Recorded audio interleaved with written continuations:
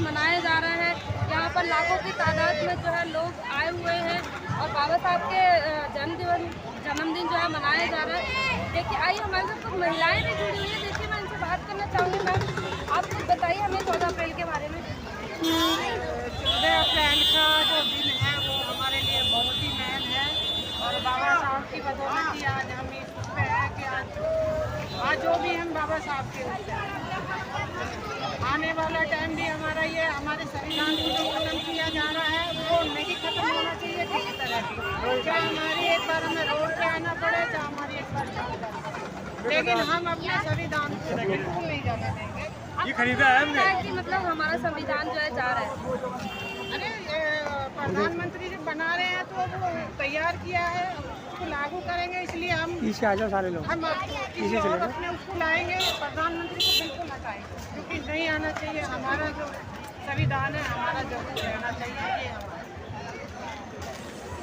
हम आगे के लिए मतलब जो बच्चे हैं महिलाएं हैं हमारे उनके बारे में उनको कुछ जानकारी के लिए कुछ बताइए।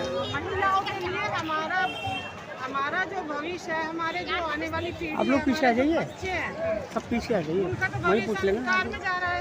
आइए वो क्यों जा रहा है अंधकार में? वो नहीं जाना चाहिए अंधकार में। हमारा भविष्य हमारे आने वाली पीढ़ी के लिए होना चाहिए। और जो भी है आज बाबा मम्मी जी के पास ही आ जाओ 14 अप्रैल पे हम और हम उनके लिए जय भीम जय भीम। अच्छा आप अकेले आए हैं या परिवार के साथ आए हैं? फैमिली समेत आई हूँ। तो मिलवाइए अपनी फैमिली से। ये मेरी बड़ी बहू है, ये मेरी छोटी बहू है, ये पोती पोते हैं, ये मेरा बड़ा छोटा बेटा है, एक बेटा है। चलिए इधर से शुरुआत कीजिए। आपका नाम है?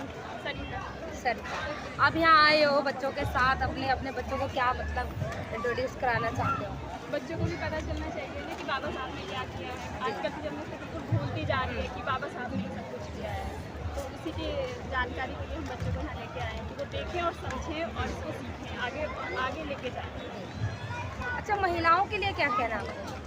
महिलाओं को भी आगे आना चाहिए और यहाँ आके सबके साथ जुड़ना चाहिए ताकि ज़्यादा भीड़ दिखेंगे, ज़्यादा लोग एक साथ आएंगे तो बहुत ही अच्छा है। शिक्षा के बारे में कुछ बोलिए। शिक्षा तो बाबा साहब से ही मिली है हमें सबको। जो भी पिछड़ा वर्ग है सब बाबा साहब की वजह से, जितनी भी महिलाएं हैं मतलब किसी भी हो धर्म के हो लेकिन सब तो बाबा साहब की वजह से हैं। तो बस जय भीम इसी तरह करते रहें। मैम आप क्या कहना चाहोगे? मैं ये कहना चाहूँगी कि मतलब अम्बेडकर जी सबके लिए काम किया है और दलित महिलाओं के लिए बहुत काम किया है कि वो आगे आए, उनको मतलब हमारा पूरा पर्सपेक्टिव चेंज है एक औरत के लिए कि क्या क्या कर सकती है। तो that is like main thing कि हम सबके आगे एक बड़ा प्रभाव है पूरी सोसाइटी के। सर आप बताइए आप क्या कहना चाहोगे बाबा साहब के बारे में? बाबा साहब ने अभी तक हम जो जीवन जी रहे हैं बाबा साहब का दिया हुआ है। वो जीवन नहीं दिया था, कानून लड़ाई नहीं करी होती तो हम शायद ये जीवन नहीं जी पाते, हम कुछ और ही जीवन जी रहे होते। तो ये जीवन हमेशा उनके लिए उदार रहेगा। हम उनके जन्म दिवस पे आके उनके लिए थोड़ी सी प्रेयर करते हैं, थोड़ा सा सेलिब्रेट करते हैं। तो ये हमारा उनके प्रति थोड़ा सा एक योगदान है। तो बाबा साहब के हमेशा आभारी रहेंगे और हम सबको आना चाहिए यहाँ पे। एक बार तो लाइफ ज़िंदगी में आना ही चाहिए सभी, पूरे देश के सभी लोगों को, और देखना चाहिए यहाँ पे किस तरह से लोग इकट्ठा होते हैं पूरे देश से, ताकि सबको इंस्पिरेशन मिले और अपने आगे बढ़ने के लिए थोड़ा सा प्रेरणा मिले। अच्छा आगे जो आने वाली हमारी जनरेशन है उसके लिए आप क्या जानकारी देंगे?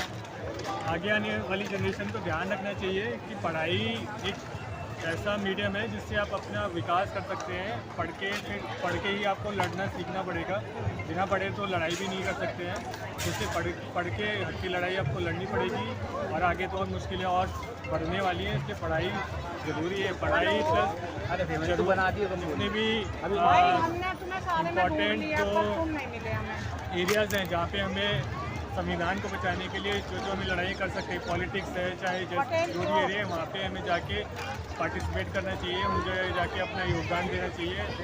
और हमें जो हमारे लोग पीछे रहते हैं, जिसमें लीडरशिप है, जिसको हम कहते हैं कि नेता, कल का नेता जो हमें डायरेक्शन दे सके, हमें अपने हर मोहल्ले से, हर इलाके से अपने एक छोटा नेता, एक बड़ा नेता हमें तैयार करने चाहिए, ताकि वो हमारी बातें आगे पहुंचा सके और आगे लड़ाई कर सकें। सर आप कहाँ से हैं?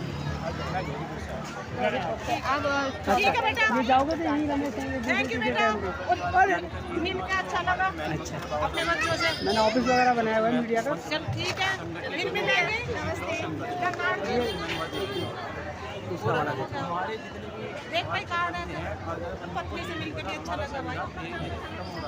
ठीक है भैया। किसी को नहीं पता है ये हमारा जो संविधान है ये 50% हमारा खत्म हो चुका है, और जो हमारे लोगों ने फिर भी आवाज़ उठा के संविधान यात्रा निकाली थी।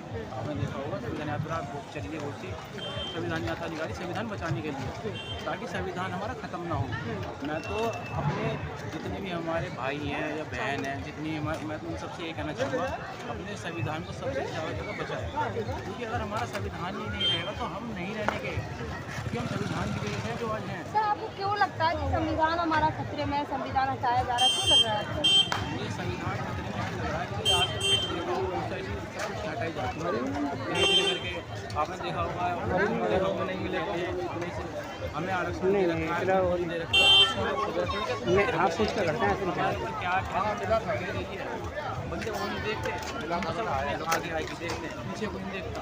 तो इसलिए मुझे लगता है हमारा संविधान खतरे में सब चलाते हैं। संविधान आपको लगता है कि खतरे में है, पर मोदी जी कहते हैं कि संविधान मतलब संविधान की मोदी जी इतनी आलोचना करते हैं, आप देखते हो। वो तो फेक है, वो रियल थोड़ी है। क्यों लगता है कि फेक है? मैं क्या ही बताऊं। उसको लगता होगा ना, वो इनका हिसाब हाथी वाला हिसाब, हाथी के साथ खाने को छोड़ के और दिखाने की सोच है हाथ, वरना उनने मैं तुम्हें दिखा दूँ कि एक बार उनकी वीडियो उनके संविधान में कुछ नहीं, उनका मकसद ये है हमारा संविधान का बटाव हो अपने। अब मैं बता रहा हूँ आज जो है ना ये चल रहा है, अगर इस कलयुग में वो आ गया ना बीजेपी आ गई, तो आने वाले टाइम में कभी इलेक्शन नहीं होगी। जैसे रशिया में ना पुतिन का शासन चल रहा है, ऐसे होगा यहाँ पे भी। जो मोदी के खिलाफ बोलेगा, जो खड़ा रहेगा ना, वो मारा जाए।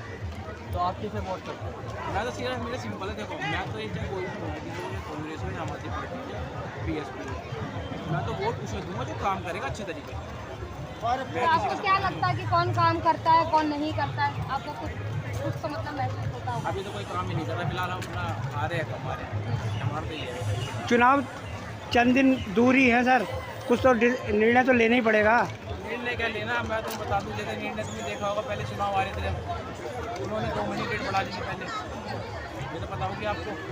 तो इनके शासन में कुछ भी कर सकते हैं, पर संविधान में ऐसा नहीं लिखा हुआ था तुम 2 महीने डेट आगे बढ़ा दो, ऐसा नहीं लिखा हुआ।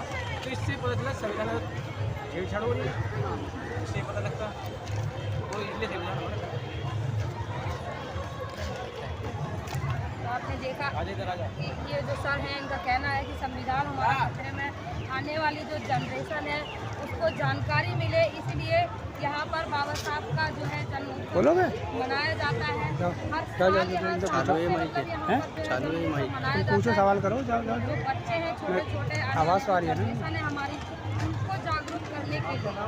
राम सागर गुप्ता, तो आप कहाँ से आए हो? फरीदाबाद हरियाणा। राम सागर गुप्ता अध्यक्ष हैं अखिल भारतीय मानवतावादी पार्टी।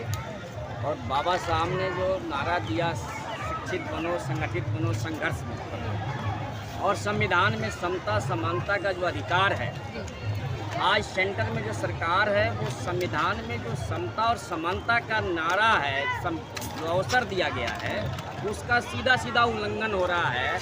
और चुनाव के प्रक्रिया में जो धन का खर्चा है उम्मीदवारों द्वारा 70 लाख 90 लाख और न जाने 2 नंबर में कितना खर्चा करते हैं, और पैसा खर्चा करके पैसा कमाने के लिए पैसा खर्चा करते हैं, और चंदा लेके धंधा बना दिए हैं, सरकार को कमाई का धंधा बना दिए हैं। इसलिए हमारी पार्टी अखिल भारतीय मानवतावादी इलेक्शन कमीशन ऑफ इंडिया को 11 मार्च को एक मांग पत्र दिया है कि जैसे सुप्रीम कोर्ट में इलेक्टोरल बॉन्ड का उजागर हो गया कि तकरीबन सभी पार्टियों ने चंदा लिया है और धंधा दिया है, इसलिए हमारी पार्टी मांग कर रही है इलेक्शन कमीशन ऑफ इंडिया से कि ये चुनाव फंड और सीधा चुनाव फंड इलेक्शन कमीशन ले और उससे चुनाव का व्यवस्था करे। तो हमारा मांग है उसमें कि हर उम्मीदवार को चुनाव आयोग 2 गाड़ी, 2 सुरक्षा गार्ड और 5 उनके समर्थक अलाउ करे 2 महीना डोर टू डोर जाने के लिए। हर क्षेत्र में एक साझा मंच बनाए जिस पर सभी उम्मीदवारों को बराबर समय दे दे अपनी बात रखने के लिए। और जनप्रतिनिधि बनने के बाद यानी चुनाव जीतने के बाद वो अपना वादा घोषणा पत्र को लागू नहीं करता है तो उसकी संपत्ति जब्त करने का नियम बनाया जाए, ताकि ये जो चंदा लो, धंधा लो, अब पैसा लगाओ, खर्चा करो और फिर कमाओ, ये सिस्टम खत्म हो जाए। ये रहे कि काम नहीं करेगा तो संपत्ति जब्त होगा। तो ये हमारी पार्टी मांग कर रही है और हम अभी 2-4 दिन में धरना लगाने वाले हैं चुनाव आयोग के यहाँ कि ये मांग माना जाए, ताकि देश का जो सिस्टम है, जो चुनावी प्रक्रिया है, वो शुद्ध बने, समानता का अधिकार उसमें दिखे कि कोई भी उम्मीदवार अगर पैसा अपना लगाएगा तो क्यों लगा रहा है। वो आम आदमी से पूछे तो कहता है कमाने के लिए लगा रहा है। आज लगा रहा है करोड़ तो 10 करोड़ कमाएगा। इसलिए वो चीज़ खत्म हो और चुनाव आयोग जब अपने तरफ से व्यवस्था बनाएगा और उम्मीदवार का कोई पैसा खर्चा नहीं होगा, इसमें समानता दिखेगा। जीत के जाएगा तो काम करेगा तो ठीक है, और नहीं करेगा तो उसकी संपत्ति जब्त करने का जब नियम बने, कानून बने, तो ये भेदभाव, असमानता, लूट बाजारी खत्म हो जाएगा। इन्हीं शब्दों के साथ मैं आपके चैनल के माध्यम से देश के सभी भाइयों बहनों बुजुर्गों को प्रणाम करता हूं और आह्वान करता हूं कि आज चुनावी माहौल है। 19 तारीख को पहला पोलिंग शुरू होगा।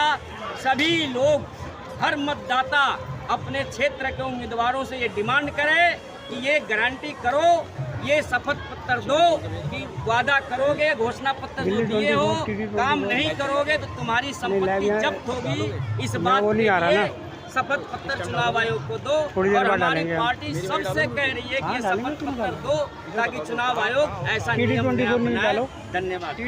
TD24 कहाँ पे हो, कहाँ पे?